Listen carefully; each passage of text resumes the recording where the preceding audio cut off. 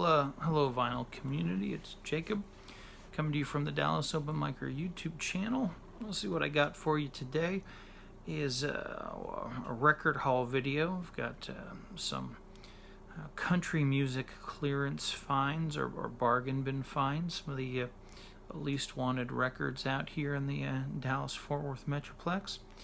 I took them home to enjoy, and well, now I'm going to share them with you. Anyway, if that's not your cup of tea, or here in Texas, I guess it's not your bottle of Dr. Pepper, or can of Dr. Pepper, well, that's fine. We've gotten 30 seconds into this video, and you're probably long gone. So, those of you that are still here, I probably retain you for a couple more minutes. Let's get started. Let's see what my first country find is. Oh gosh, I'm working up quite a little sweat here tonight.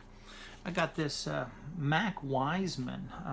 That's a country find there. Songs that made the jukebox play. Well, here we have, this is CMH Classics, double LP.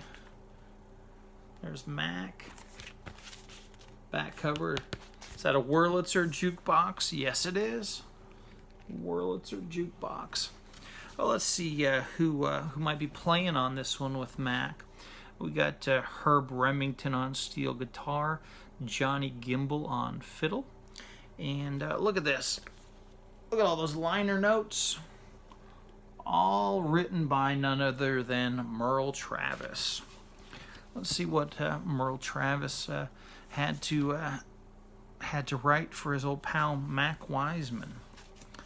They got the song "Driving Nails in My Coffin" on here, and Merle writes, there was a time, I'm going to paraphrase a bit, there was a time when one cigarette smoker would say to another, "Hey, I'm out of smokes, can you spare me another coffin nail?" And of course, when the song "Driving Nails in My Coffin" came out and started hitting the jukeboxes across the country, that metaphor it took on a whole new meaning when Floyd Tillman said he was driving nails in his coffin every time he drank a bottle of booze. Now remember Mac? When we used to pull the old joke on stage and warning the in quotes Toby comic about drinking and what the doctor said about it? His reply was, "Well, I know a lot more old drunks than I do old doctors." And it could be a song in that one. So here we have Mac Wiseman, Wurlitzer Jukebox, songs like "Driving Nails in My Coffin." What else do we have here? "A Waltz Across Texas." Starts off with "Bubbles in My Beer." Some classic country stuff. All right, what do we have next? Oh, I've got a couple of records I already had, but they were in such beautiful shape. Roger Miller, "Dang Me" on Smash. Look at how clean that is. Oh, gorgeous. Sorry about the glare. I had the camera positioned nicely, and I guess I must have bumped it. Let's see if I got the glare on the forehead. And here's another one. Got this Roger Miller Golden Hits. Now, when I picked this up, it was in a shrink wrap, and there was this green splatter down here. It looked like Roger had spent the last several decades just staring at it. It looked like pea soup vomit, like from The Exorcist or something.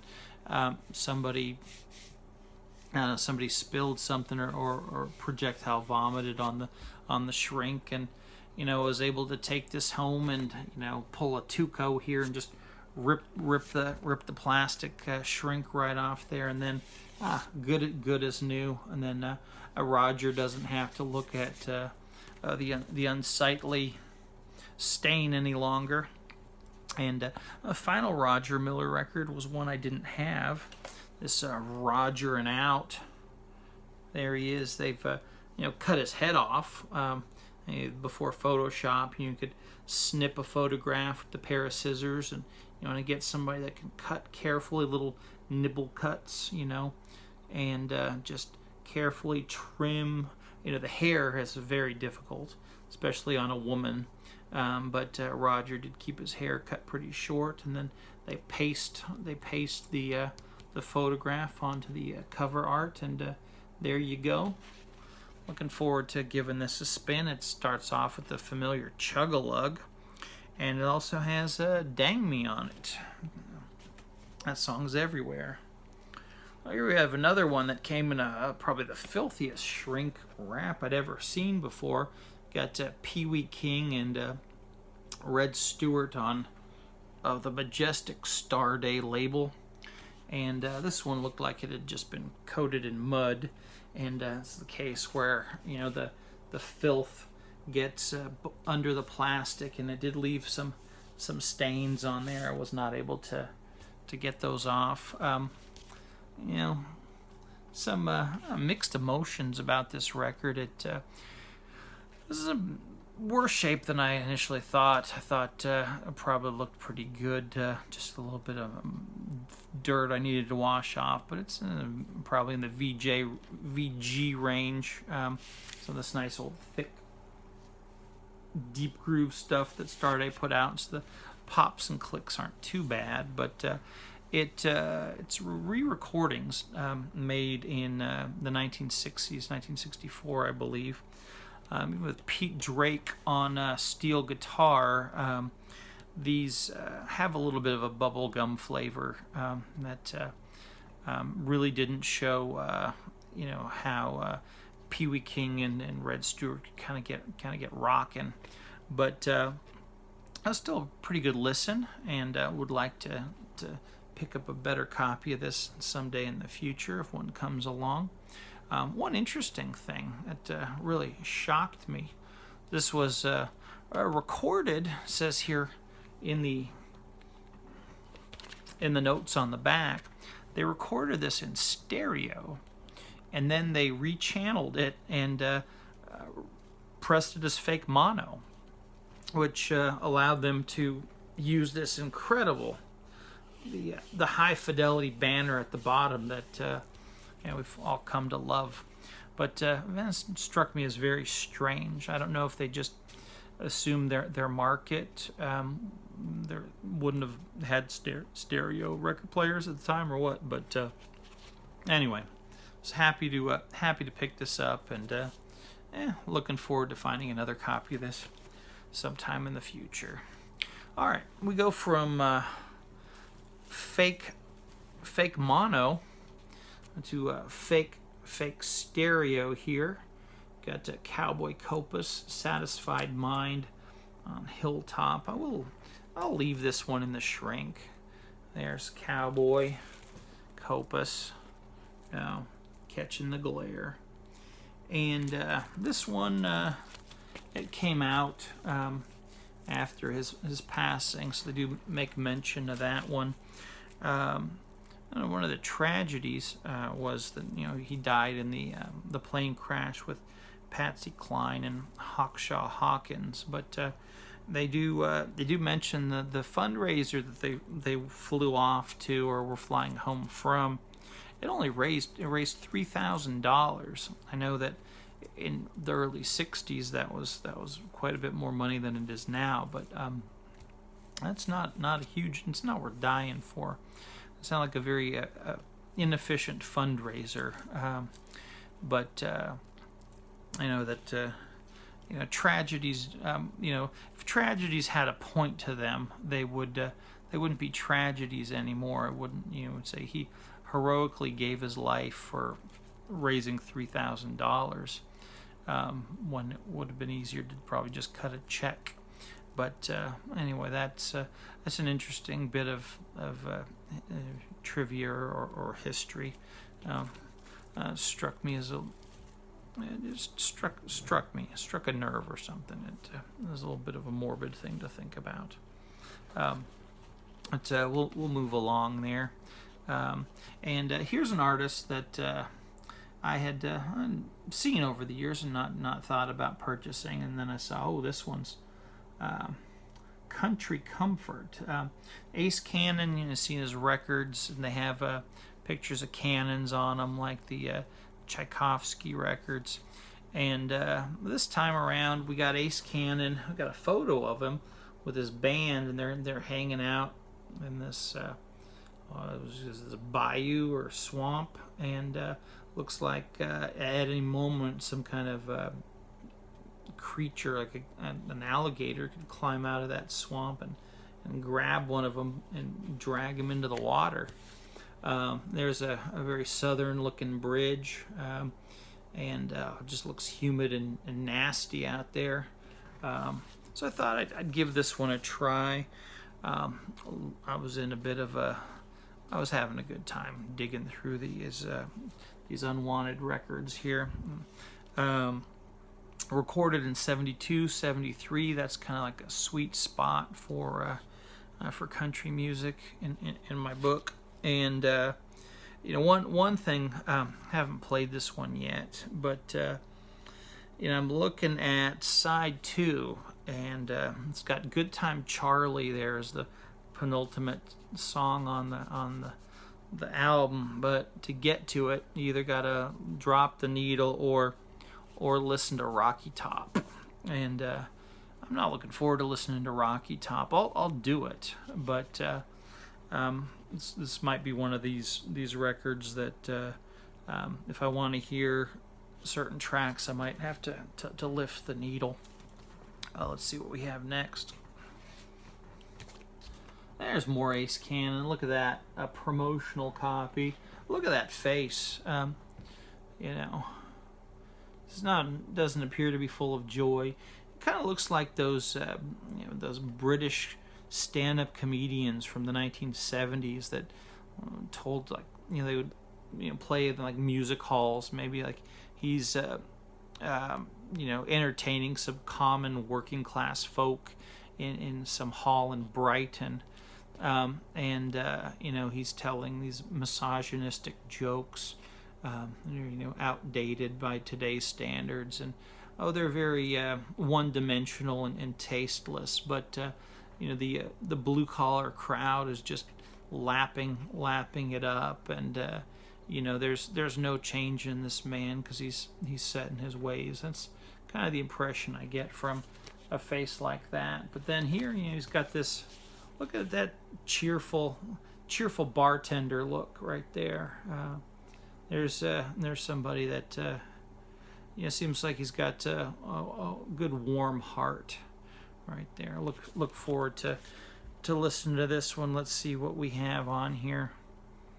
Oh, Born to Lose, interesting. There Goes My Everything.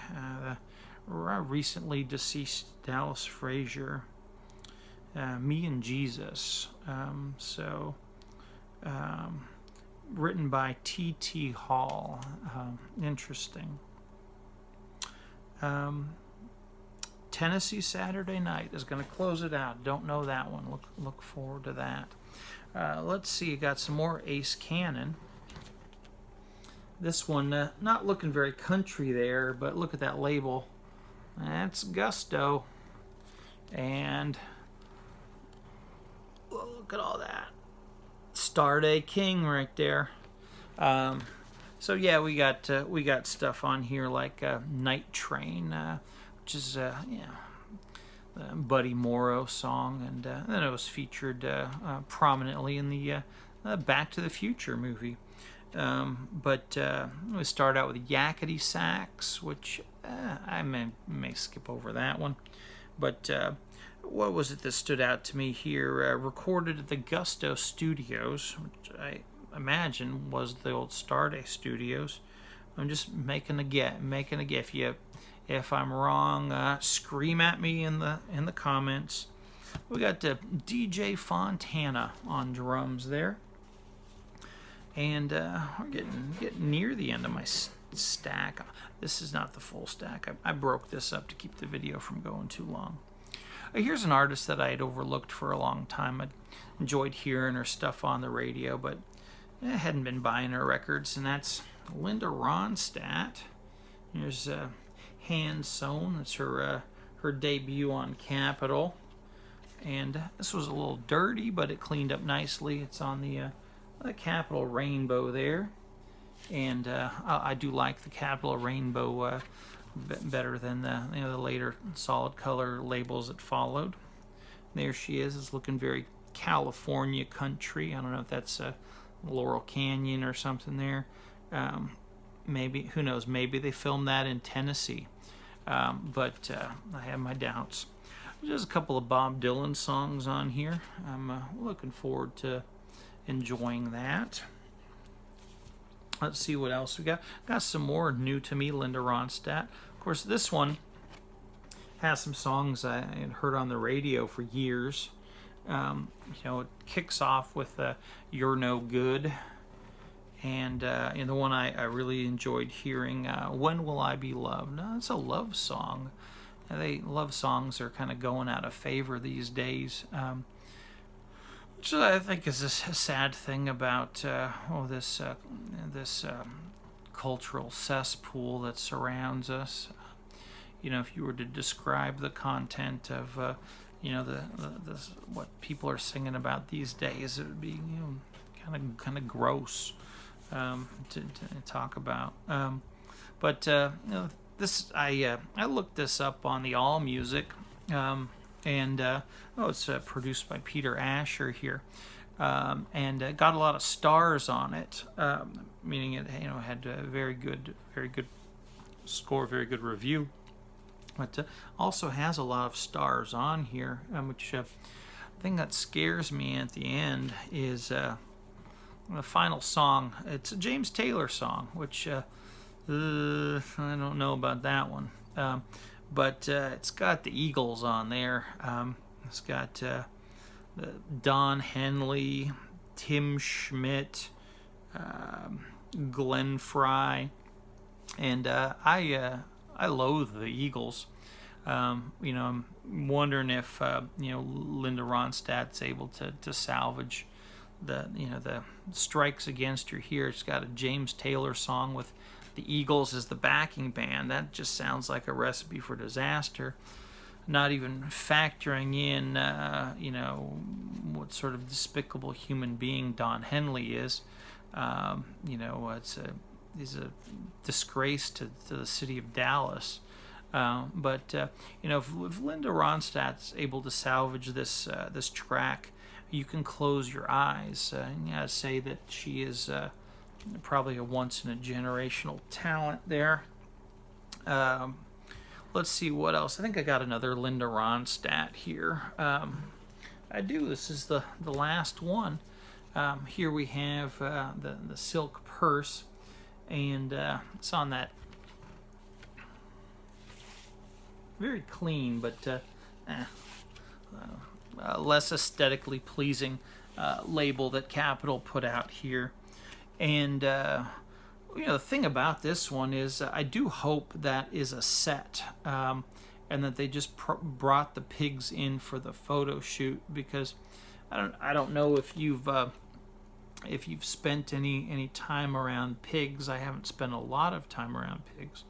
I've spent enough time around pigs that if you're wearing short shorts and you're sitting down in a pig pen, you're going to have that pig stink on you for quite a while. And if Capitol Records subjected Linda Ronstadt to getting into a real pig pen for this photo shoot, I don't know if I could forgive them for doing that to her. She probably seems like a really nice lady and doesn't deserve that. It's not worth it for the album cover. That's my thought on that one. All right, so let's see what we'll get to the part in the video where I show you what I have on my record shelf. Let's see what I got here. Got this. Got this fan from Preservation Hall. Look at that. There's their 2010 schedule the summer 2010 tour. There you have it. And then I got the AC going, but I'm under the light, and it's getting a little hot. There you go. That fan works. And so anyway, that was a relatively short video, 20 minutes, and I'll probably put together another one. One of these. I got more of these bargain finds, and then I've got some reasonably priced country records that I can share, and it's not going to appear right away, but maybe somewhere over here I'll put a link up when I get those videos going. And if you're watching this weeks after I posted this video, you can click on one of those links and watch another video like this. If you're catching this video while it's still fresh, you got something to look forward to now, because if you made it this far, there's probably a pretty good chance you'll be willing to watch the next one. I do appreciate your time. Wish you all well out there, and I'll catch you again soon. Look at that, making my hair go up and down. Pretty neat.